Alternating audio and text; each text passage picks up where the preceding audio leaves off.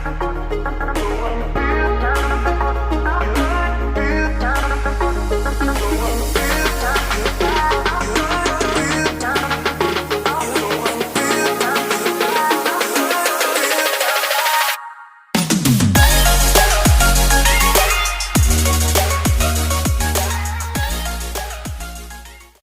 Dear student, good evening. Google nurse के online platform में एक बार फिर से आपका स्वागत करता हूं। आज हम बात करेंगे मेडिकल सर्जिकल नर्सिंग के अंदर रेस्पिरेटरी सिस्टम के अंदर बहुत इंपॉर्टेंट टॉपिक अस्थमा। अस्थमा का क्वेश्चन पूछा जा सकता है आपको, अस्थमा से डायरेक्ट पूछा जा सकता है, ब्रोंकियल अस्थमा पूछा जा सकता है। तो वेरी इंपॉर्टेंट क्वेश्चन है रेस्पिरेटरी सिस्टम के अंदर, मेडिकल सर्जिकल नर्सिंग के अंदर। आज हम बात करते हैं अस्थमा के बारे में। अस्थमा क्या होता है, इसकी डेफिनेशन की हम चर्चा करेंगे। सबसे पहले किसकी करेंगे? डेफिनेशन की। तो डेफिनेशन की हम बात करते हैं अस्थमा की। तो asthma is a chronic lung disease, यानी कि एक्यूट नहीं है, क्रोनिक है, यानी कि एक बार होगी तो लंबे समय तक चलती रहेगी।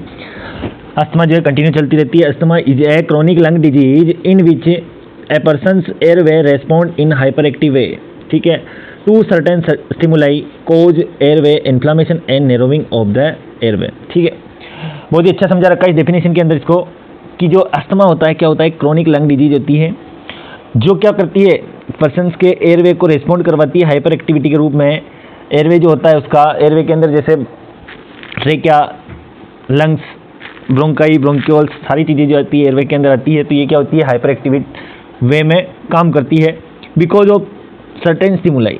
किसी भी स्टिमुलाई की वजह से कोई भी एलर्जिक सब्सटेंस आ गया, कोई भी डिजीज कंडीशन है, तो उस कंडीशन के अंदर वो स्टिमुलाई है तो वो क्या कर देगा, इसके एयरवे को एक्टिवेट कर देगा, हाइपर एक्टिव कर देगा, जिससे क्या होगा, सांस लेने में कठिनाई महसूस होगी और कोज एयरवे इन्फ्लामेशन कोज हो सकता है and narrowing of the respiratory tract, यानी कि जो एयरवे है उसका रेस्पिरेटरी ट्रैक्ट है वो क्या होगा, नैरोइंग हो जाएगा, संकड़ा हो जाएगा, तो उसको क्या होगी, सांस लेने में तकलीफ होगी, ठीक है।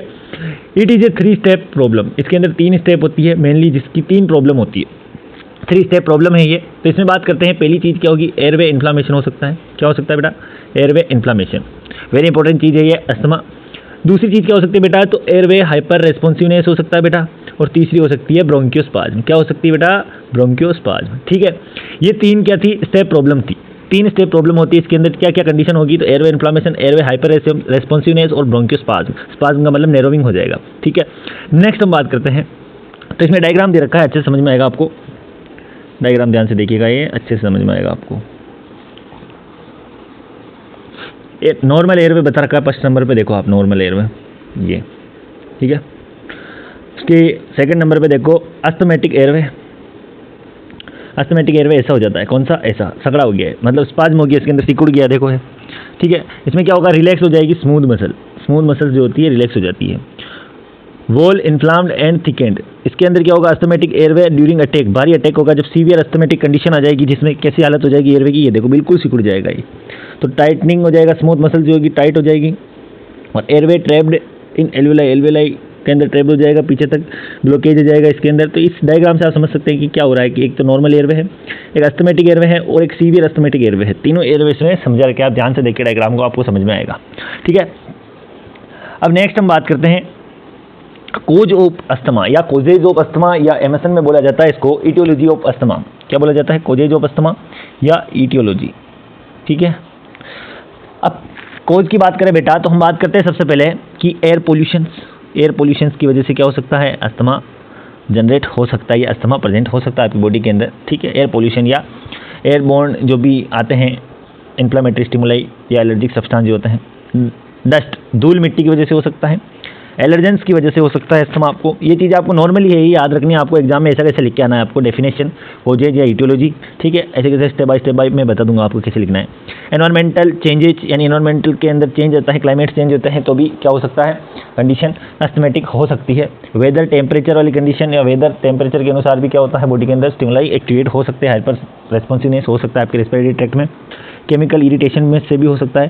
सर्टेन मेडिकेशंस लाइक ये नसीड्स, नसीड्स का मतलब होता है non steroidal anti inflammatory drugs, non steroidal anti inflammatory drugs, ऐसी एंटी इन्फ्लामेटरी ड्रग्स या मेडिसिन जिनके अंदर क्या नहीं हो, स्टीरॉयड प्रेजेंट नहीं हो, ये भी क्या कर सकती है, अस्थमेटिक अटैक कोज कर सकती है। नेक्स्ट आता है जेनेटिक हो सकता है, ऑक्यूपेशनल स्टिमुलाई हो सकता है। ऑक्यूपेशनल मतलब कोई फैक्ट्रियों में काम कर रहे हैं, मिल्स में काम कर रहे हैं, तो वहाँ से भी उनको ये डिजीज प्रोड्यूस हो सकती है, अस्थमेटिक अटैक आ सकते हैं। ये रही कोजेज और एटियोलॉजी। नेक्स्ट हम बात करते हैं इसकी टाइप ऑफ अस्थमा की। शॉर्ट में समझा रखा है, बहुत ही अच्छा टॉपिक है, आप ऐसे कैसे एग्जाम में लिख के आए, नंबर मिलेंगे आपको। टाइप ऑफ अस्थमा की हम बात कर रहे हैं। टाइप ऑफ अस्थमा, पहला होता है एक्सटेंसिक अस्थमा, दूसरा होता है इंट्रिंसिक अस्थमा। ये दोनों तो आपको समझ में आ जाएंगे। एक्सटेंसिक का मतलब होता है बाहर, बाहरी एनवायरमेंटल, और इंट्रिंसिक का मतलब होता है अंदर, बॉडी के अंदर। ठीक है, अंदर और बाहर का मतलब ये समझना है कि शरीर के बाहर और शरीर के अंदर। एक्सटेंसिक अस्थमा की बात करें तो डस्ट एवं पोलेन, यानी कि पोल्यूशन और डस्ट, धूल मिट्टी या एलर्जेंस जो बाहर से आ रहे हैं आपकी बॉडी में, एक्सटर्नल एनवायरनमेंट से आपकी बॉडी के अंदर आके आपको क्या कर रहे हैं, अस्थमेटिक अटैक कोई करवा रहे, तो इस प्रकार के अस्थमा को एक्सटेंसिक अस्थमा कहा जाता है। ठीक है, दूसरी बात करते हैं इंट्रिंसिक अस्थमा। इंट्रिंसिक का मतलब इंटरनल अस्थमा बोल सकते हो जिसको आप। तो ये किसकी वजह से हो सकता है, तो बेटा ये हो सकता है इन्फेक्शन एंड स्ट्रेस की वजह से। इन्फेक्शन बॉडी के अंदर होगा, स्ट्रेस भी बॉडी के अंदर आएगी, तो इसकी वजह से जो अस्थमा हो रहा है उसको इंट्रिंसिक अस्थमा कहा जाता है। 3 और बच्चे, इसमें 5 टाइप 6 टाइप होंगे जो भी है बात करते हैं। नेक्स्ट बात करते हैं तो exercise induce asthma. Exercise induce asthma का मतलब रनिंग एंड स्विमिंग के दौरान किसी को अस्थमेटिक अटैक आना, या किसी के ब्रोंकियोस्पाज्म होना, या इन्फ्लेमेटरी कंडीशन अकर होना रेस्पिरेटरी ट्रैक्ट के अंदर, तो क्या कहलाता है, एक्सरसाइज इंड्यूस अस्थमा। ठीक है, नेक्स्ट बात करते हैं नक्चुरल अस्थमा। नक्चुरल का मतलब क्या होता है, symptom worse at night. Night के समय जब अस्थमेटिक अटैक आना क्या कहलाता है, नक्चुरल। नक्चुरल का मतलब नाइट के समय। ठीक है, नाइट के समय क्या हो रहा है, सिम्टम जो होते हैं बढ़ जाते हैं। नाइट के समय किसी को ज़्यादा अटैक होता है अस्थमा का, तो उसको बोलते हैं नक्चुरल अस्थमा। आप ध्यान रखिएगा, ज़्यादा विशेष बात नहीं है इनमें, ईजी है। ऑक्यूपेशनल अस्थमा, ऑक्यूपेशनल का मतलब breathing in chemical fumes, gases, dust etc. यही है ऑक्यूपेशनल अस्थमा में क्या होता है, ब्रीदिंग इन केमिकल फ्यूम्स, यानी केमिकल जो फ्यूम्स, धूल मिट्टी उड़ती रहती है, धुएं निकलते हैं, केमिकल के गैसेज निकलती है, डस्ट निकलती है, उसकी वजह से होता है कि जो कोई लोग हैं फैक्ट्रियों में, मिल्स में काम कर रहे हैं, उनके अंदर जब अस्थमेटिक कंडीशन अकर होती है तो उसको क्या कहा जाता है, ऑक्यूपेशनल अस्थमा कहा जाता है। वेरी इंपॉर्टेंट है ये। ठीक है, इधर भी बता रखा है, फ्लो चार्ट याद करके जाइए आप, एक्सटेंसिक, इंट्रिंसिक और एक्सरसाइज इंड्यूस और ऑक्यूपेशनल और नक्चुरल।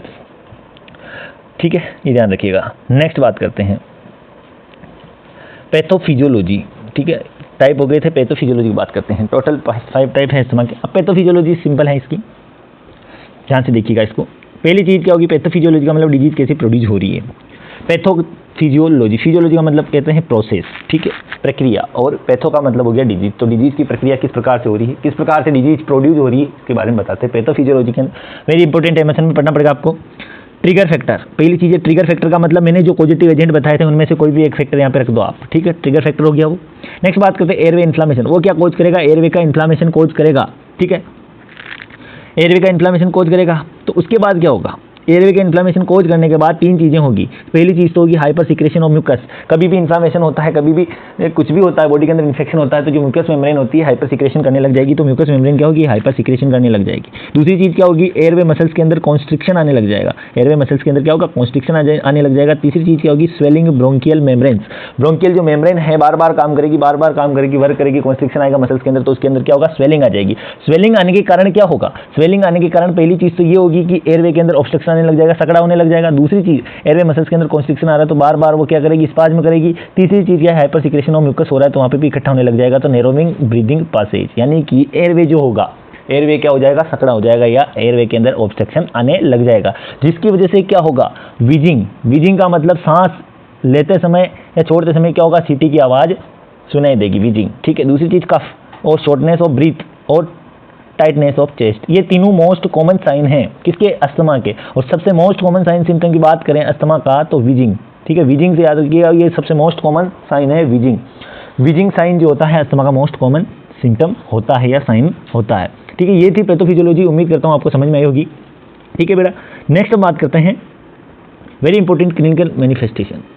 जी बेटा, क्लिनिकल मैनिफेस्टेशन वेरी इंपॉर्टेंट है कि अस्थमा में क्या क्या साइन सिम्टम दिखाई देते हैं। तो मोस्ट कॉमन बात करते हैं अपन, शॉर्टनेस और ब्रीथ शॉर्टनेस दिखाई देगी। ठीक है, डिफिकल्टी फील होगी। इसमें बता रखा है, देखो डायग्राम में सब चीज़ समझ रखी है, बहुत अच्छे से बना रखा है इसको। अस्थमा साइन एंड सिम्टम उसमें बता रखा, पहला शॉर्टनेस और ब्रीथ, देखो ये बंदा कैसे कर रहा है, सांस लेने में कठिनाई हो रही, डिफिकल्टी इन ब्रीदिंग हो रहा है, ड्राई कफ आएगा, मतलब स्पूटम साथ में नहीं आएगा, नाइट कफ होगा, रात में भी कफ होगा, वीजिंग होगा, सीटी बजेगी, और चेस्ट पेन हो सकता है। ठीक है, नेक्स्ट इधर देखते हैं, शॉर्टनेस ऑफ ब्रीथ हो गया, वीजिंग साउंड हो गया, समझा दिया आपको, वीजिंग सिटी बजना, डिफिकल्टी इन ब्रीदिंग डिस्निया हो गया। ठीक है, कफिंग चलेगी, इसको कफिंग खांसी चलेगी। ठीक है, चेस्ट टाइटनेस मतलब चेस्ट पेन हो सकता है, टाइटनेस फील होगी, म्यूकस प्रोडक्शन एक्सेसिव होगा तो ड्राई कप भी आएगा और वेट कप भी हो सकता है, दोनों चीज़ें हो सकती है इसके अंदर। ठीक है, ये थे इसके क्लिनिकल मैनिफेस्टेशन या साइन सिम्टम, वेरी इजी है। ठीक है, next diagnostic evolution. Diagnostic evolution very important है कि आप क्या डायग्नोस कराएंगे अस्थमा के पेशेंट के लिए, आप क्या डायग्नोस कराएंगे। ठीक है, कि किस लेवल का अस्थमा है उसके बारे में बात करते हैं। ठीक है, नेक्स्ट हम बात करते हैं डायग्नोस्टिक इवोल्यूशन में। तो क्या करेंगे हम डायग्नोस्टिक इवोल्यूशन, वेरी इंपॉर्टेंट है।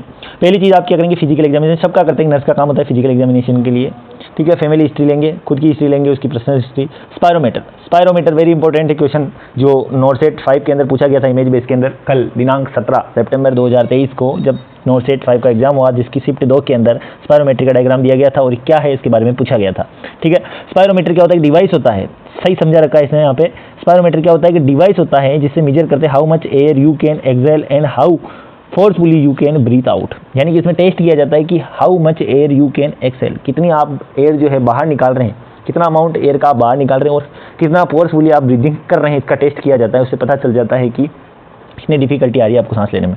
पल्स ऑक्सीमेट्री से क्या देखते हैं, measure the amount of the oxygen in blood stream के अंदर ऑक्सीजन का अमाउंट कितना है, लगभग होना चाहिए 80 से 100, ठीक है, 80 से 100 होना चाहिए, वेरी इंपॉर्टेंट है ये। पल्स ऑक्सीमेट्री से ऑक्सीजन का लेवल देखा जाता है, ठीक है। नेक्स्ट चेस्ट एक्सरे कराओ, क्योंकि टाइटनेस आ रही है चेस्ट के अंदर, आप देखोगे। Auscultation for the breath sound, wheezing sound सुनने के लिए क्या करेंगे, अस्कल्टेशन करेंगे। अस्कल्टेशन का मतलब होता है स्टेथोस्कोप से किसी साउंड को सुनना, अस्कल्टेशन का मतलब होता है स्टेथोस्कोप से किसी साउंड को सुनना, वेरी इंपॉर्टेंट है बेटा ये आपके लिए। डायग्नोस्टिक इवोल्यूशन याद रखिएगा, खुद की हिस्ट्री मतलब पर्सनल हिस्ट्री लोगे, फिजिकल एग्जामिनेशन करोगे, फैमिली हिस्ट्री लोगे, स्पायरोमीटर करोगे और पल्स ऑक्सीमेट्री, चेस्ट एक्सरे और auscultation of breath sound, very important है।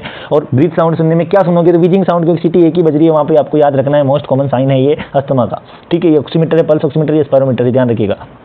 नेक्स्ट हम बात करते हैं, वेरी इंपॉर्टेंट है मेडिकल मैनेजमेंट। क्या बेटा, वेरी इंपॉर्टेंट है मेडिकल मैनेजमेंट में क्या क्या दोगे, मेडिसिन क्या क्या ड्रग्स दोगे आप, इसके बारे में बात करते हैं। तो पहली चीज दोगे ब्रोंकियोडाइलेटर, मतलब ब्रोंक्यूल्स को क्या करना है आपको, डायलेट करना है। बीटा एगोनिस्ट होती है ये, ब्रोंक्यूल्स को क्या करना है आपको, डायलेट करना है। डायलेट करने का मतलब उसको खोलना है, क्योंकि क्लोज हो रहा है, वो सिकुड़ रहा है, तो उसको क्या करना है आपको, ओपन करना है। तो देखो, widening of the airway by the relaxing bronchial smooth muscles by the stimulus beta receptor. Example आपको क्या ध्यान में रखना है बेटा, तो एग्जाम के अंदर ये लाइन नहीं लिखनी है कि देखो विनिंग ऑफ द एयरवे, आपको सीधा लिखना है वहाँ पे पहले नंबर पे मेडिकल मैनेजमेंट लिखा, उसके बाद में लिखा आपको, अगर मेडिकल मैनेजमेंट पूछता है तो ही करना है। मेडिकल मैनेजमेंट में आपको लिखा कि ब्रोंकियोडाइलेटर, तो ब्रोंकियोडाइलेटर में आप सीधा क्या लिखेंगे, इसके एग्जाम्पल लिखेंगे, एल्बुटेरोल, साल्बुटामोल, फॉर्मेटेरोल, ठीक है। आप इतने एग्जाम्पल लिखे जाएंगे, आपका क्वेश्चन सही है, कोई गलत नहीं कर सकता है उसको, क्योंकि आपने क्या बता दिया, उसका एग्जाम्पल दे दिया कि ब्रोंकियोडाइलेटर में ये दी जाती है, और ब्रोंकियोडाइलेटर का मतलब डायलेट करने वाली सबको पता है, ठीक है। नेक्स्ट आता है जेंथिन डेरिवेटिव। जेंथिन डेरिवेटिव में क्या दोगे आप, रिलैक्स करती है किसको, स्मूथ मसल्स को रिलैक्स करती है। मसल्स की और बार बार कॉन्स्ट्रिक्ट होती है तो उनको रिलैक्स करने का काम करेगी जेंथिन डेरिवेटिव, जिसमें आता है थियोफाइलिन। थियोफाइलिन का नाम सुना होगा जिसको आप, डेरिफाइलिन, ठीक है, और अमीनोफाइलिन, ये तीनों चीज़ें आती है किसके अंदर, जेंथिन डेरिवेटिव के अंदर। आप इनके ध्यान रखिएगा नाम और इसके एग्जाम्पल, ठीक है। जेंथिन डेरिवेटिव में एथोफाइलिन, थियोफाइलिन, डेरिफाइलिन और अमीनोफाइलिन जो भी आता है सब है, ठीक है। ईटो एंड थियो दोनों आता है, उनको कॉम्बिनेशन में डेरिफाइलिन भी कहा जाता है, ठीक है। ये वेरी इंपॉर्टेंट मेडिकल मैनेजमेंट है। नेक्स्ट हम बात करते हैं anticholinergic. Anticholinergic this drug include relaxation of smooth muscles और decrease the secretion of the mucus, के सिक्रेशन को कम कर देगी। तो इसमें कौन सी आती है, लेप्रेट्रोपियम आती है, एट्रोपिन सल्फेट आती है, एट्रोपिन जो निमोलाइजर के रूप में दी जाती है, निमोलाइजर का मतलब भाप देना, एक मशीन आती है निमोलाइजर, उसमें भाप दी जाती है, एट्रोपियम, और एट्रोपिन सल्फेट निमोलाइजर के रूप में दी जाती है, जो क्या करती है, डायलेट करने का काम करती है। कॉर्टिकोस्टेरॉइड भी दिए जाते हैं, आपने देखा होगा, स्टेरॉइड भी दिया जाता है, डेक्सोना दिया जाता है डेरिफाइलिन के साथ में, इटोफाइलिन, थियोफाइलिन के साथ में डेक्सोना दिया जाता है, जैसे anti inflammatory and anti allergic का काम करते हैं ये। एग्जाम्पल के लिए प्रिडनिसोलोन, वेरी इंपॉर्टेंट है ये प्रिडनिसोलोन, मेथिल प्रिडनिसोलोन भी दिया जाता है और बीटामिथाजोन भी दिया जाता है, ये वेरी इंपॉर्टेंट एग्जाम्पल है, आप ध्यान रखिएगा मेडिकल मैनेजमेंट के अंदर। नेक्स्ट आता है ल्यूकोट्रीन रिसेप्टर एंटागोनिस्ट दिया जाता है, जिसके अंदर they prevent the action of leukotriene blocking their receptor all membrane. Leukotriene have key role in inflammation कम करने का काम करेगी। जिसमें मोंटेलुकास्ट का नाम सुना होगा आपने, जेफ्रीलुकास्ट का नाम सुना होगा, ठीक है। मोंटेलुकास्ट लेवोसिट्रीजिन आती है, टेबलेट फॉर्म में आते हैं, ठीक है। जेफ्रीलुकास्ट भी टेबलेट आती है, वेरी इंपॉर्टेंट साइज का मेडिकल मैनेजमेंट। आज के सेशन में इतना ही, मिलते हैं वेरी नेक्स्ट अपडेट के साथ। आप तैयार रहें गूगल नर्स के साथ, इसी तरह पढ़ते रहिए, आप इनके नोट्स बना लीजिएगा और अच्छे से पढ़िएगा। वेरी इंपॉर्टेंट टॉपिक है अस्थमा, जो रेस्पिरेटरी सिस्टम में पूछा जा सकता है आपसे, ठीक है। और बहुत सारी वीडियो के अपडेट पाने के लिए और भी बहुत सारी न्यूज़ इन्फॉर्मेशन पाने के लिए हमारे चैनल को सब्सक्राइब जरूर करें। धन्यवाद।